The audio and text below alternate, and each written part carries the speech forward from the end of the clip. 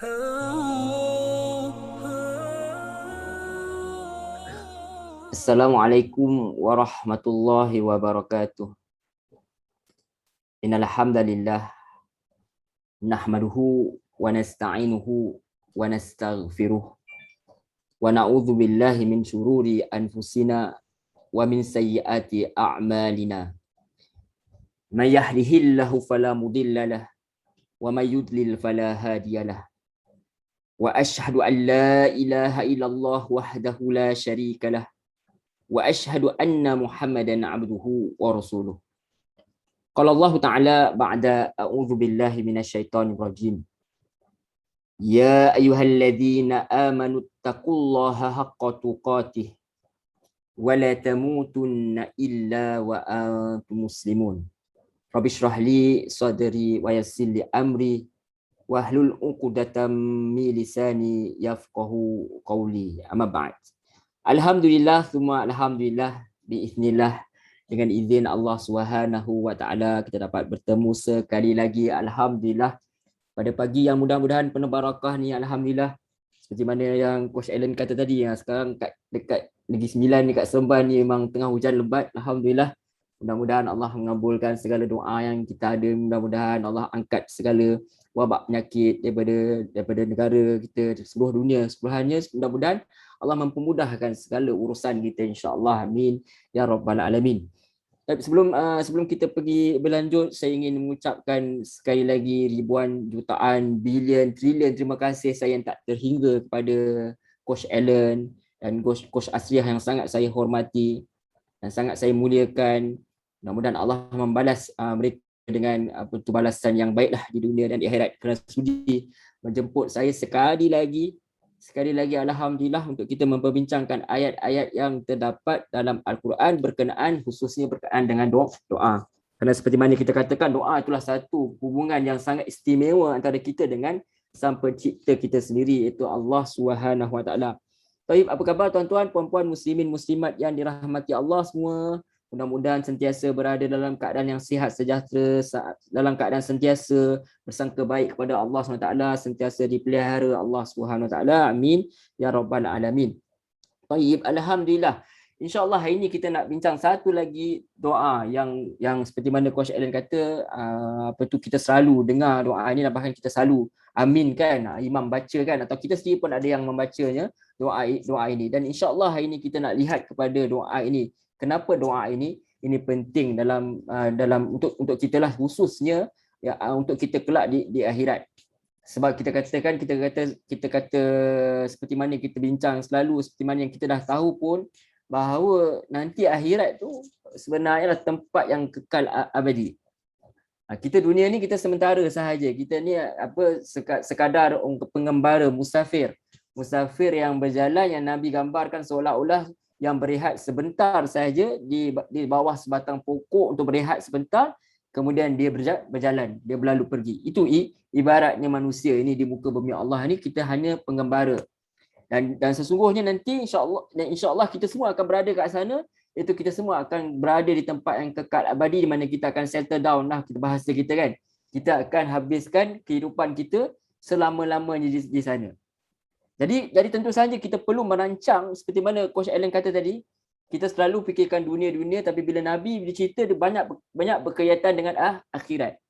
Sebab akhirat itu nanti akan apa sahaja yang kita rancangkan di akhirat itu akan menunjukkan apa yang kita ada di dunia itu sendiri. Kita nak apa di akhirat, so kita kena buat sesuatu di dunia ni. Jadi kita perlu rancang suatu perkara itu dengan baik. Sebab kehidupan, bagaimana kita nak lalui, bagaimana kita nak hidup di negeri yang kekal abadi itu kelak. Adakah kita mahu bahagia atau kita mahu derita? Adakah kita mahu mulia atau kita mahu hina? Semuanya perlu dirancang dengan baik sekarang lagi. Pada saat ini lagi kita dah kena rancang, sebab kita nak settle down kat sana.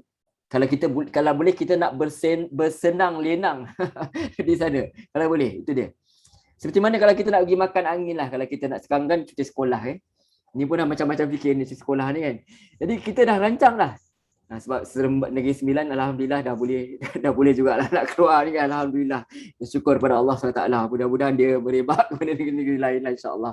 Jadi Kita mesti bila kita nak pergi makan angin, kita dah rancang, dah siap-siap pukul berapa nak tolak, kita nak menginap kat mana, nak makan kat mana, nak berjalan kat mana, semua dah ada dah perancangan kita dengan rapi. Duit nak kena ada banyak mana, nak kena ada backup kat dalam bank kat mana, semua dah ada dah. Maka sepatutnya tempat kita yang kekal abadi ni lebih-lebih lagi kita nak kena rancang baik-baik daripada sekarang lagi. Bagaimana syurga yang bagaimana yang kita nak. Satu Nabi SAW dia suruh kita aim paling high, paling tinggi. Jadi apabila kita aim paling high, kita nak dapat syurga Firdaus, maka perancangan kita juga mesti high juga, mesti teliti juga. Tak boleh kita kata sekadar kita kata aku nak masuk syurga tertinggi, tertinggi tapi amalan kita tak tertinggi juga. Pikiran kita tak tertinggi juga. Jadi kita kena rancang, plan awal-awal, plan dengan baik, dengan bijak. Bagaimana syurga, bagaimana kita nak settle down, syurga yang bagaimana kita nak settle down kelak. Itu sepatutnya kita rancang. Para ulama salafus soleh, ulama-ulama yang terdahulu, mereka sering mengaitkan kehidupan mereka di dunia ni dengan akhirat. Ada riwayatkan apabila mereka pergi pasar, mereka tengok buah-buahan dekat pasar tu, apa yang mereka bayangkan? Mereka bayangkan mereka tengah makan buah-buahan di syurga. Itu para ulama, para salafus soleh. Mereka pergi pasar, mereka tengok buah-buahan. Kalau kita tengok durian lah, apa langsat ke duku ke apa kan. Sekarang kan itu minggu lepas penuh orang jual langsat sebagainya, durian dan sebagainya. Sepatutnya kita lihat macam tu, macam mana aku nak menikmati buah-buahan ni kelak di syurga. Kalau tentu sahaja rasa dia bukan sekadar begitu sahaja, tetapi dia akan sentiasa sedap, sentiasa upgrade version lah kita kata macam tu. Itulah mereka. Siap apa kehidupan di dunia ni, mereka mesti akan kaitkan dengan akhirat.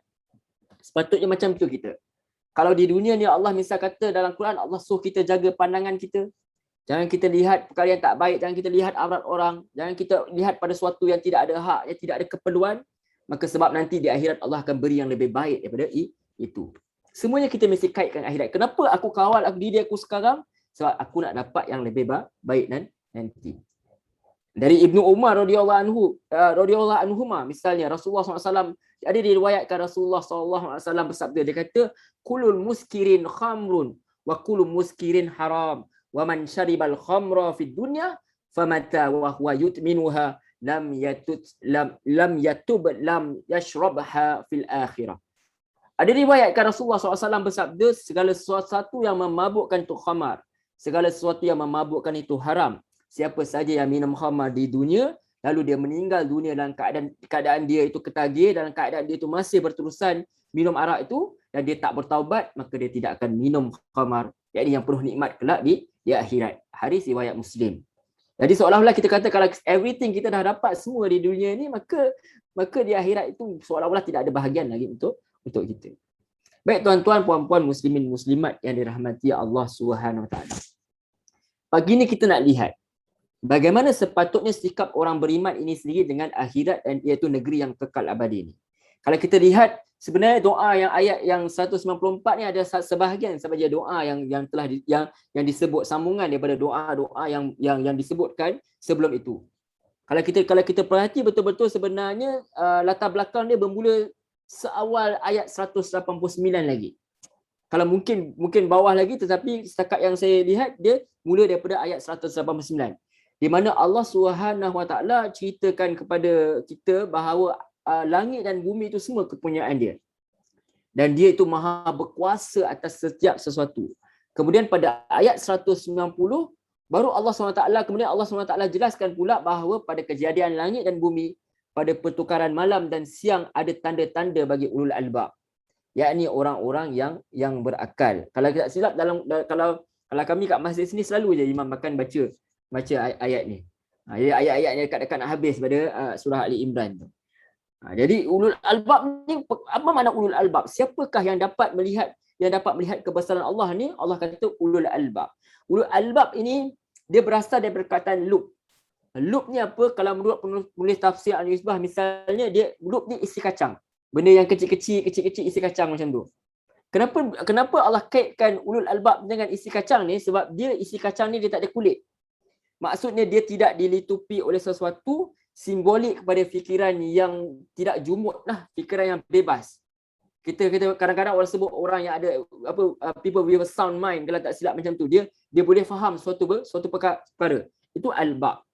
Maksudnya kalau dalam peribahasa, kalau pepatah Melayu kita apa, katak bawah tempurung kan. Kalau katak bawah tempurung tu, dia duduk bawah tempurung, dia duduk dalam dunia dia. So dia tak boleh mungkin lebih daripada dunia dia. Kacang yang keluar daripada kulit tu, yang tidak ada kulit tu, dia berfikiran dia lebih lagi. So dia terbuka, dia tidak terkurung dalam kulit, dia tidak terkurung dalam dunia dia sendiri. Itu maksud albab. Maksudnya dia adalah orang yang berfikiran terbuka dengan apa yang didatangkan daripada wahyu itu sendiri. Maksud dia tidak ditutupi dengan sesuatu, di fikiran dia tidak jumud, dia terbuka untuk melihat kebesaran kepada Allah Subhanahu Wa Taala. Seterusnya diceritakan lagi pada ayat 191, Allah rakamkan bagaimana mereka ini ketika berdiri, bagaimana mereka ini ketika duduk, kepada mereka ketika mereka baring, mengiring, mereka fikir tentang apa? Mereka fikir tentang kejadian langit dan bumi sambil mereka berkata, wahai Tuhan kami, tidaklah engkau jadikan benda-benda ini dengan sia-sia, maha suci engkau, maka peliharalah kami daripada azab neraka. Mereka duduk termenung, duduk mengiring tu, mereka fikir tentang kebesaran Allah. Kita sendiri boleh lihat kebesaran Allah. Tadi Coach Alan dah ajar kita dah cara antaranya nak lihat kebesaran Allah dengan apa? Tengok dokumentari. Itu cara kita lihat kebesaran Allah. Orang dah, umat salih dah buat kerja untuk kita, kita tinggal nak menikmati saja kebesaran Allah Subhanahu Taala. Semua dah ada. Kita tengok lihat dokumentari National Geographic ke apa ke, Discovery Channel ke apa, kita lihat kebesaran Allah Subhanahu Taala. Orang zaman dulu terhad pun dia masih memikirkan tentang kebesaran Allah SWT. Apatah kita lagi yang banyak sangat prasana yang kita tak perlu nak pergi ke gunung berapi pun kita boleh tengok gunung berapi. Itu hebatnya Allah bagi kat kita, sangat kita boleh melihat kebesaran Allah SWT.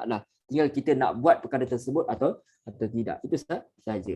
So jadi dia kata, wahai Tuhan kami, taklah engkau jadikan benda-benda ini dengan sia-sia. Maha suci engkau, maka peliharalah kami daripada azab neraka. Dari sini kita lihat bahawa golongan ulul albab ini, apa sahaja yang mereka buat, apa sahaja yang mereka lihat, mereka kaitkan dengan kebesaran Allah SWT. Mereka kaitkan dengan kehidupan mereka di akhirat.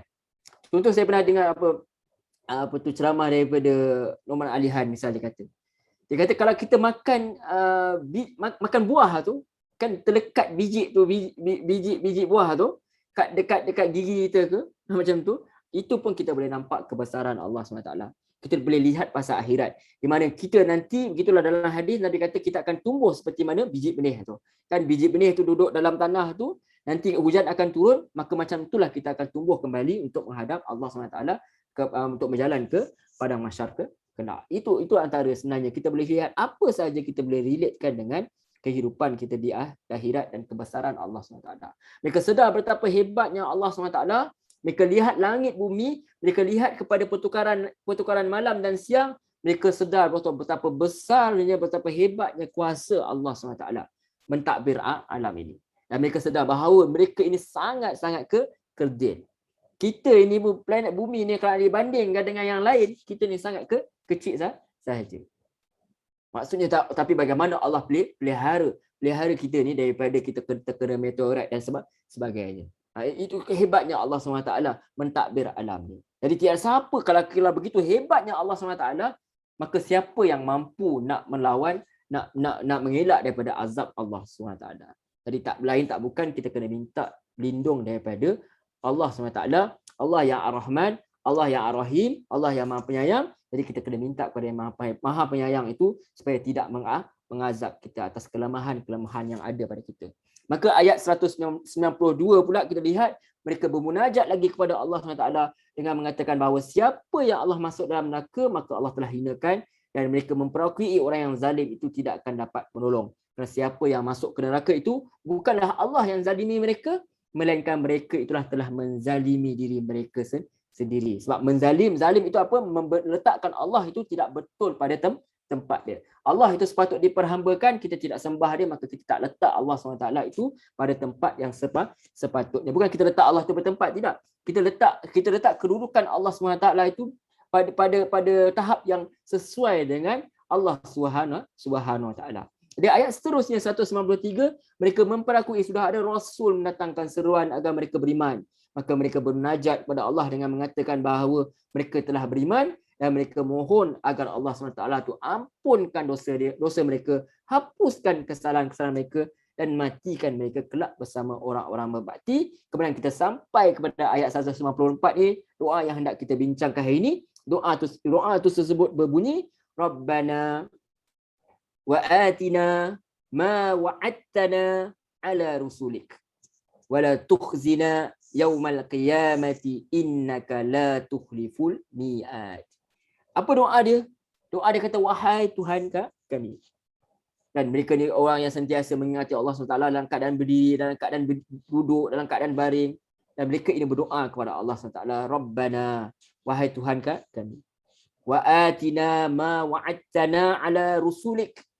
Berikanlah kepada kami apa yang telah engkau janjikan kepada kami melalui rasul-rasulmu. Wala tuhzina yaumal qiyamah, dan janganlah kau hinakan kami pada hari kiamat. Innaka la tukhliful mi'ad, sesungguhnya engkau tidak memungkiri janji. Jadi mereka mohon ni apa? Mereka mohon supaya diberikan mereka ini dengan apa yang dijanjikan oleh dia, oleh Allah SWT. Melalui apa? Melalui rasul-rasulnya. Walaupun kita kalau tahu memang Quran ini diturunkan kepada Rasulullah SAW, tetapi apa yang Rasulullah SAW bawa itu daripada segi tauhid dia, daripada segi akidahnya, bukan perkara yang ghaib, kiamat itu sama saja seperti mana apa yang dibawa oleh para nabi dan para rasul.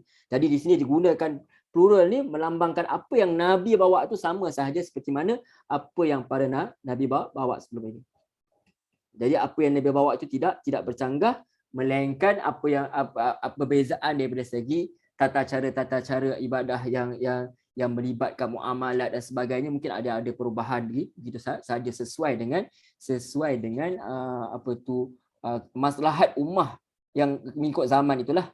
Contoh pada zaman Nabi Adam AS dibenarkan untuk berkahwin dengan sama adik-beradik. Ada yang riwayat mengatakan adik-beradik yang lain lah, yang bukan sekali dengan bukan kembar dia, kena kembar orang lain ke macam itulah lebih kurang. Tetapi pada syariat Nabi Muhammad SAW tak boleh, sebab masa ni orang dah ramai dah pun. Tak ada keperluan untuk kahwin dengan adik-beradik. Masa tu ada keperluan sebab tak ada orang lain lagi. Itu antara pandangan wallahu a'lam. Jadi itu je yang berbeza. Tetapi dari segi tauhid, dari segi akidah tetap sama. Jadi mereka mohon supaya apa? Supaya diberikan mereka dengan apa yang dijanjikan oleh dia. Melalui apa? Melalui rasul-rasul dia. Maksudnya apa? Dia minta apa yang paling tertinggi ialah mereka minta syurga. Dan janji itu adalah bagi siapa yang ikut ajaran Allah SWT, ikut ajaran yang datang daripada kitab, mereka akan diberi syurga. Manakala bagi siapa yang enggan, yang ingkar untuk mengikut ajaran kitab, maka mereka akan diberi neraka. Bahkan Rasulullah SAW itu sendiri, dia ajar kita mohon syurga daripada Allah SWT. Dia kata apa? Nabi kata apa? فَإِذَا سَأَلْتُمُاللَّهَ فَسَأَلُوهُ الْفِرْدَوْسِ. Apabila kamu nak mohon syurga kepada Allah, maka mohonlah Al-Firdaus, riwayat Al-Bukhari. Makanya kalau kita lihat melalui doa mereka ini, kita faham bahawa soal syurga, soal neraka, soal dosa, soal pahala, kita tak akan tahu perkara ni. Kita tak fikir, kita tak boleh tahu. Tanpa apa? Tanpa pengkhabaran daripada wahyu itu sendiri. Tanpa bantuan daripada wahyu. Dan kita sangat memerlukan kepada penyampai wahyu ni. Sebab para rasul ini, mereka bukan hanya hantar surat macam postman dia, tak. Tapi mereka faham benar apa yang mereka sampaikan. Mereka bukan sekadar bagi kemudian okey dah. Dia dah sign apa semua dah cukup. Tak, mereka bukan macam tu. Mereka faham benar apa yang mereka sampaikan. Maka dinisbahkan kepada rasul di sini, maksudnya mereka telah percaya benar apa yang disampaikan oleh para rasul ini, yang membawa mereka kepada percaya, yakni beriman kepada zat Allah SWT itu sendiri. Kerana mana mungkin untuk kita kenal Allah SWT dalam erti kata sebenar tanpa risalah yang dibawa oleh para rasul itu sendiri, dan tentu saja apa yang dibawa oleh rasul akhir zaman itu sendiri, itu Rasulullah SAW. Maka apabila mereka telah tahu benar perkara tersebut, mereka telah yakini benar apa yang dibawa oleh para rasul, maka mereka kata wala tuhzina yaumal qiyamah, janganlah engkau hinakan kami pada hari kiamat. Setelah berlaku kiamat itu, nanti kita akan berada daripada mahsyar dan sebagainya, maka kita minta supaya Allah SWT jangan hinakan pada hari kiamat tersebut. Maksud daripada doa ya, jangan malukan kami. Kami tak mau dosa-dosa kami ni tunjuk kepada halayak ramai. Kan kita tahu kan nanti kita akan dihisap daripada mahsyar. Jadi kita tak mau. Mana nak letak muka masa tu? Bayangkan macam mana nanti hadapan di mana keadaan di mana isteri kita tahu apa yang kita buat belakang dia. Kat sana. Tiba-tiba suami kita tahu, oh ni buat macam ni. Apa yang kita buat belakang dia. Ataupun apa yang kita dah buat dulu masa kita muda remaja dulu, zaman kita ruha dulu, zaman jahiliah lah kita kata macam tu kan. Jadi kita minta Allah SWT tutup aib kita. Dan sebab tu istighfar itu sendiri telah pun kita bincangkan sebelum ini, di mana istighfar ini bukan sekadar kita minta Allah ampun dosa kita, tapi kita minta Allah supaya ghafar. Di mana supaya tutup, jangan bagi orang tahu apa yang kita dah buat. Yang dah sudah tu sudah. Kita mau buku yang baru, kita mau buat perkara yang baru. Tentu saja kita tak mahu maksiat yang kita lakukan nanti menyebabkan kita ni dapat kehinaan kelak di akhirat. Dan dalam masa yang sama yang lebih menakutkan, kita tak mahu ibadat yang kita buat juga membuatkan kita mendatangkan kehinaan. Maksiat semua orang tahu boleh datangkan kehinaan, semua orang tahu. Tanya siapa pun, tanya orang yang buat maksiat, tanya dia, kau tahu tak benda ni Allah marah? Dia tahu. Dia kata nanti aku taubat, insya-Allah ada masa aku taubat, Allah tu Maha Pemurah, Maha Penyayang, dia kata gitu. sebab semua orang tahu. Tetapi yang paling menakut ialah ibadah. Ibadah ni juga rupanya boleh menyebabkan kita mendatangkan kehinaan juga di akhirat kelak. Dan bahkan banyak sekali hadis yang kita lihat bagaimana orang yang buat ibadah itu dia mendapat kehinaan kelak di akhirat. Antaranya hadis yang berbunyi, sami'tu Rasulullah sallallahu alaihi wasallam, daripada Abu Hurairah kata, sami'tu Rasulullah sallallahu alaihi wasallam yaqulu inna awwalan nas yuqda yaumal qiyamah ala rajulun istushhid fa utiya bihi fa arafahu ni'amahu fa arafaha qala fama amilta fiha qala qataltu fika anta istushhidtu qala kadzabta walakinnaka qatalta li an yuqala jari faqad qila thumma umira bihi fasuhiba ala wajhihi hatta ulqiya finnar. Aku dengar Rasulullah SAW sabda, sungguhnya manusia pertama yang akan diadili pada hari kiamat adalah seorang lelaki yang mati syahid. Beliau akan dibawa dan Allah menunjukkan kepada nikmat-nikmat dia. Dan lelaki itu mengakui nikmat-nikmat tersebut. Lalu Allah tanya, apakah yang telah engkau lakukan dengannya? Lelaki itu jawab, aku telah berperang di jalanmu sehingga aku mati syahid. Allah jawab, kadzabta, engkau bohong. Sebaliknya engkau perang sebab engkau nak dipanggil pahlawan. Kau nak dipanggil sebagai warrior lah, kita kata macam tu. Nak diangkat sebagai pahlawan. Sesungguhnya engkau telah dipanggil dengan gelaran itu. Kemudian lelaki itu diarahkan untuk diseret dengan wajah yang di atas muka bumi. Kemudian dia dilempar ke dalam neraka. Kemudian datang pula lelaki yang kedua. Wa rajulu ta'allamal ilma wa 'allamahu wa qara'al Qur'an. Fa utiya bihi fa arafahu ni'amahu fa arafaha. Qala fama amilta fiha? Qala ta'allamtu ilma wa 'allamtuhu wa qara'tu fikal Qur'an. Qala kadzabta walakinnaka ta'allamta ilma liyuqala 'alim wa qara'ta al-Qur'an liyuqala huwa qari. Faqad qila thumma umira bihi fasuhiba 'ala wajhihi hatta ulqiya finnar. Nauzubillah min dzalik. Kemudian giliran seorang lelaki yang mempelajari ilmu, dia ajar dia dan dia baca Al-Quran. Saya baca ni saya gerun. Sebab kita duk mengajar, duk cerita kat orang. Seorang lelaki yang mempelajari ilmu, dia ajar dia baca Al-Quran, dia dibawa dan Allah tunjukkan nikmatnya kepada lelaki itu, dan dia pun mengakuinya. Allah tanya, apa yang telah engkau lakukan dengannya? Lelaki itu jawab, aku dah pelajari ilmu, ajar ilmu, baca Al-Quran kerana-Mu. Allah jawab, engkau bohong. Sebaliknya engkau tuntut ilmu untuk dipanggil orang alim, dan engkau baca Al-Quran untuk dipanggil qari. Sehingga engkau telah dipanggil dengan gelaran itu. Kemudian lelaki itu diarahkan untuk diseret dengan wajahnya di atas muka bumi. Kemudian dilemparkan ke dalam neraka. Warajulu. Kemudian datang lagi lelaki yang seterusnya. Warajulun wassa'allahu alaihi wa a'tahu min asnafil mal kullihi fa'utiya bihi fa'arafahu ni'amahu fa'arafaha. Qala fama amilta fiha? Qala ma taraktu min sabilin tuhibbu an yunfaqa fiha illa anfaqtu fiha lak. Qala kadzabta walakinnaka fa'alta liyuqala huwa jawad faqad qila thumma umira bihi fasuhiba ala wajhihi thumma ulqiya finnar. Seorang lelaki yang Allah telah luaskan harta dia dan dia beri hartanya semuanya kepada orang yang berhak, dia dibawa dan Allah tunjukkan nikmatnya kepada lelaki itu dan dia pun mengakuinya. Allah tanya, apa yang engkau dah lakukan dengannya? Lelaki itu jawab, tidak aku tinggalkan sedikit pun jalan yang mana engkau suka untuk harta dibelanjakannya padanya, melainkan aku melanjakan harta itu pada jalan Allah untukmu. Allah jawab, kau bohong. Sebaliknya engkau lakukan hal itu untuk dipanggil dermawan. Engkau telah dapat gelaran itu. Kemudian lelaki itu diarahkan untuk diseret dengan wajah yang di atas muka bumi. Kemudian dia dilemparkan ke dalam neraka. Na'udzubillah min dzalik. Sahih Muslim. Daripada hadis itu kita faham bahawa benar-benarlah kita sangat-sangat mengharapkan supaya Allah tidak menghinakan kita kelak di akhirat. Sebab rupanya yang kita duk buat ibadah ni, yang saya duk cakap cerita orang pasal agamanya, rupanya lagi-lagi dalam keadaan yang bahaya rupanya. Masih tak selamat lagi.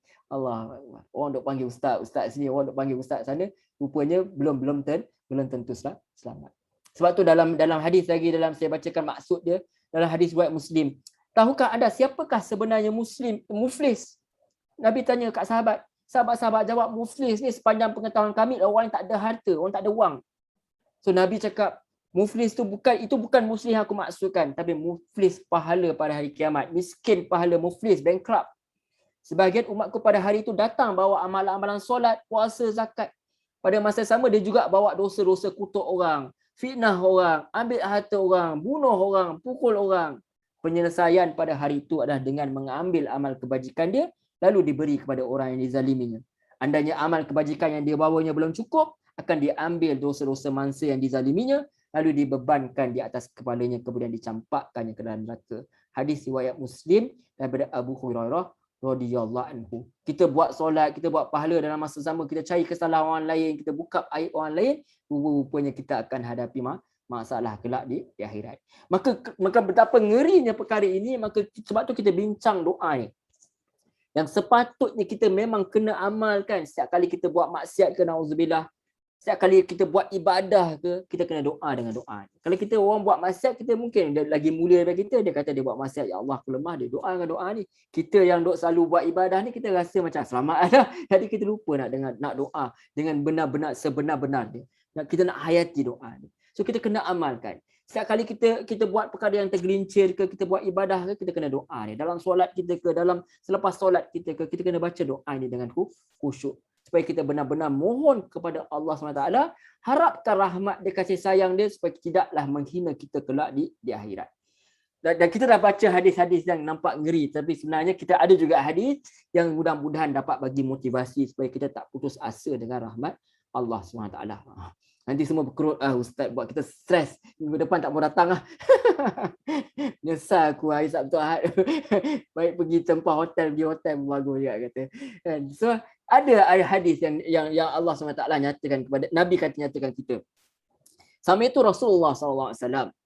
Yaqulu innallaha yudnil al-mu'mina fayadha'ahu alaihi kanafahu wa yasturuhu fayaqul ata'rifu dhanba kadha ata'rifu dhanba kadha fayaqulu na'am ayu rabbi hatta idza qarrarahu bi dhunubi wa ra'a fi nafsihi annahu halak qala satartuha 'alayka fid dunya wa ana aghfiruha lakal yawm fayu'ta kitabaka hasanati wa ammal kafiru wal munafiquna fayaqulul ashhadu haula'il ladzina kadzabu ala rabbihim ala la'natullahi 'alal zalimin. Aku telah dengar Rasulullah SAW bersabda, sesungguhnya Allah mendekati seorang mukmin lalu meletakkan kepadanya kita kata pelindung, kita kata tirai lah kalau kita boleh terjemah macam tu, dan menutupinya daripada pandangan orang lain, hijab lah kita kata. Lalu Allah berseru, tahukah engkau dosa ini? Tahukah engkau dosa itu? Jadi dia paparkan dosa-dosa yang dia buat. Jadi mukmin tersebut jawab, ya wahai Tuhanku, wahai Rabbku, hingga bila selesai menyampaikan semua dosa-dosa dia, dan mukmin tersebut lihat bahawa hari ini aku habis lah. Dirinya telah binasa. Nabi kata dia lihat seolah-olah habislah dia. Maksud dia lihat, mukmin tersebut lihat dirinya telah binasa. Allah firman, aku telah rahsiakan dosa itu di dunia dan aku sekarang mengampunimu. Lalu dia diberikan kitab kebaikannya. Sedangkan orang kafir dan munafik, maka Allah berfirman, orang-orang inilah telah berusaha terhadap Rabb mereka. Ingatlah kutukan Allah ditimpakan atas orang-orang yang zalim. Hadis riwayat Al-Bukhari. Maka kita boleh lihat bahawa masih ada harapan. Dan ada doa sebenarnya yang boleh kita jadikan rujukan. Ada doa yang boleh kita jadikan rujukan kepada kita. Kadang-kadang kita buat amal ibadah, kita pun tak tahu kita ikhlas ke tidak kepada Allah SWT. Hanya kita harap jelah Allah SWT terima amalan kita. Jadi kita boleh doa dengan Allahumma anta. Dikatakan doa ini didoakan Sayyidina Abu Bakar radhiyallahu anhu, dia tak pernah tinggalkan doa ni. Dikatakan Allahumma anta a'lamu minni binafsi. Ya Allah, engkau lebih ketahui keadaan diriku daripada diriku sendiri. Nampak? Kita pun kadang-kadang tak tahu kita buat amalan ni Allah terima tak terima. Aku ni buat ikhlas ke tidak? Tapi kena buatlah. Kalau tak buat lagi lah chance memang lagi besar lah. Memang tak ada harapan. Kita kata macam tu. Jadi kena buat juga. So kita kata Allahumma anta a'lamu minni binafsi. Ya Allah, engkau lebih ketahui keadaan diriku daripada diriku sendiri. Wa ana a'lamu binafsi minhum. Dan aku lebih tahu keadaan diriku sendiri daripada mereka. Yang ni mereka yang puji aku ni. Allahumma ja'alni khairan mimma yazunnuna waghfir. Ya Allah, jadikanlah diriku lebih baik daripada apa yang mereka sangkakan, dan ampunilah aku. Ampunilah aku. Waghfir li ma la ya'lamun. Tak ada apa yang mereka tak ketahui. Wala tu'akhidni bima yaqulun. Dan janganlah engkau seksaku daripada apa yang mereka katakan. Maksudnya mereka kata orang alim, orang mulia, tapi sebenarnya tak pun. Jadi janganlah kau siksa ya Allah sebab perkataan mereka ni. Hadis riwayat Al-Bahaqi dalam Syu'abul Iman, dan juga ada juga dalam Jami'ul Al-Hadis daripada Syairuddin As-Suyuti. Dikatakan bahawa doa ni biasanya dibacakan oleh Sayyidina Abu Bakar radhiyallahu anhu. Walaupun ada yang mengatakan riwayat ni lemah, tapi dia ada penguat yang daripada riwayat lain. Namun kita masih lagi boleh berdoa dengan doa yang macam ini dan seumpama inilah. Kita boleh belajar daripada doa ni. Mana bila kita rasa betul ke tidak aku buat amalan ni kerana Allah, kita boleh doa dengan doa ni supaya Allah SWT rahmati kita, kesian dengan kita. Baik, berbalik kepada doa yang kita baca, yang kita bincang pada hari ini, pada pagi ini, ada berkenaan golongan ulul albab tadi. Mereka menamatkan doa mereka ini dengan apa? Dengan keyakinan, dengan pujian mereka kepada Allah SWT. Itu dia. Apabila kita berdoa, kita mesti sangka baik Allah terima doa kita. Dia kata apa? Mereka kata innaka la tukhliful mi'ad. Sesungguhnya engkau itu tidak memungkiri janji. Kalau kita ingatkan sebelum ni, tuan-tuan, puan-puan, muslimin, muslimat yang rahmati Allah, kita ada bincang berkenaan dengan doa Nabi Allah Zakaria AS. Di mana baginda sebut, baginda tak pernah kecewa pun dengan doa-doa yang baginda panjatkan kepada Allah sebelum ni. Itulah mereka. Begitulah juga golongan ini, mereka juga memuji Allah SWT. Mereka kata bahawa Allah SWT ni tak mungkiri janji. Inilah hasil apa? Hasil keimanan yang kuat pada apa yang mereka terima daripada Rasul yang menyampaikan kepada mereka tentang perkara-perkara gaib yang datangnya daripada Allah SWT itu sendiri. Dan barangkali banyak perkara yang mereka buat, banyak ibadah yang mereka buat berdasarkan pengalaman mereka sendiri, Allah dah balas pun nikmat tersebut yang mereka rasai sendiri di dunia itu sendiri. Menyebabkan mereka bertambah yakin dengan janji Allah SWT. Kita sendiri kalau sudi nak buka hati, kita nak renung berapa banyak janji Allah dalam Quran, dalam hadis Nabi SAW, kita dapat rasai kebenaran dia. Kalau betul-betul kita lihat. Bagaimana kalau kita mudahkan urusan orang lain, kita lihat Allah mudahkan urusan kita. Sebenarnya itu sebenarnya kita rasai. Cuma kita nak relatekan dengan Quran, dengan hadis atau tidak, itu sahaja. Wallahu a'lam. Jadi makanya kita kena yakin betul-betul bahawa Allah SWT pasti tak mungkiri janji dia. Maka kita berharap supaya Allah SWT tetapkan janji dia dan jamin bahawa Allah SWT akan menepati janjinya itu. Maka ini adalah doa yang sangat-sangat bagus untuk kita amalkan dan untuk kita bayangkan bahawa inilah dosa-dosa aku, inilah amalan-amalan yang aku buat. Ya Allah, aku pun tak tahu betul ke tidak aku ikhlas dan sebagainya. Ya Allah, engkau sahaja yang lebih mengetahui. Tetapi ya Allah, dengan rahmatmu, janganlah kau kehina kami kelak di akhirat, dan sesungguhnya engkau itu maha menepati janji. Yani tidak pernah memungkiri janji. Innaka la tukhliful mi'ad. Sesungguhnya engkau tidak memungkiri janji. Wallahu a'lam. Jadi kesimpulan yang boleh kita buat daripada pertemuan kita hari ini adalah sebenarnya sebagai manusia, tentu saja kita tidak akan pernah sunyi daripada kesilapan. Takkan pernah. Tidak ada manusia itu kullu bani Adam khata. Setiap bani Adam tu mesti akan ada buat silap. Dan dia juga tidak akan sunyi daripada bisikan-bisikan yang mengatakan bahawa dia tu lebih daripada orang lain. Mesti. Tanya siapa pun, tanya diri saya sendiri pun, kita mesti akan rasa kita lebih daripada orang lain dan sebagainya. Maka kita harap sangat, kita perlu, wajib untuk kita berharap sangat segala kesilapan, segala dosa yang kita lakukan, segala maksiat yang telah kita lakukan, Allah ampun dan Allah tutup aib kita. Dan Allah pimpin kita supaya apa? Supaya kita tidak tergelincir. Dan kenapa kita doa supaya kita tidak dihina kelak di akhirat? Supaya Allah takdirkan dengan kita tidak dihina di akhirat dengan jalan-jalan yang baik, kebaikan-kebaikan yang baik menuju kepada kemuliaan di dunia itu sendiri. Sebab itu kita doa tu.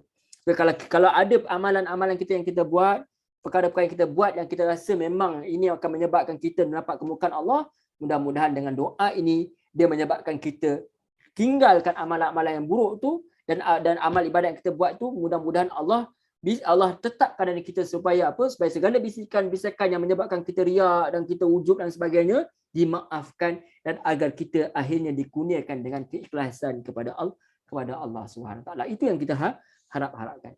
Mudah-mudahan perbuatan kita atau apa saja yang kita lakukan tidak mendatangkan kehinaan kelak di akhirat. Dan daripada dalil-dalil Al-Quran dan hadis, dapatlah kita lihat orang yang dapat kehinaan ini siapa sebenarnya? Orang yang dia tak pernah muhasabah pun. Dia tak pernah check pun diri dia. Dia tak pernah lihat, dulu aku pernah buat benda ni lah. Ya Allah, kau ampun tidak ya Allah kat aku. Ya Allah, ampunlah ya Allah. Dia tak pernah fikir. Dia rasa dia perfect dia. Dia tak kenang pun dosa dia. Dia duduk cari dosa orang lain dia. Dia tak cari dosa dia. Itu dia. Dan juga orang yang dapat kehinaan ni juga orang yang bangga pula, yang paling yang ada yang berlaku pada zaman ni, khususnya kita lihat dia bangga pula dengan maksiat dia lakukan. Moga Allah SWT, maka kita doa betul-betul moga Allah jadi kita orang yang sentiasa muhasabah diri kita. Kita hisap diri kita sebelum kita hisap dia di akhirat pula. Antara orang yang mendapat kehinaan ialah apabila Allah tutup aib dia sendiri yang buka kepada orang pula. Dia cerita kepada orang, membuatkan orang pula nak ikut macam mana dia buat pula. Apatah lagi dia ni ada followers, dia ni adalah orang yang ada pengaruh, dia cerita pula benda ni, orang jadi minat nak buat pula.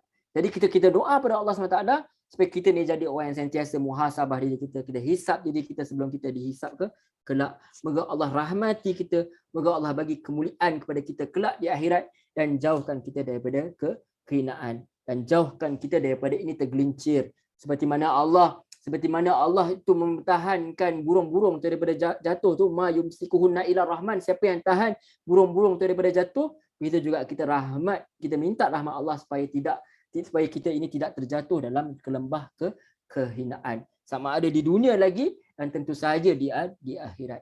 Jadi kita doa kepada Allah SWT supaya Allah bagi kemuliaan, Allah selamatkan kita daripada kehinaan dan jauhkan kita daripada kehinaan, dan jauhkan kita daripada azab api neraka. Amin ya rabbal alamin.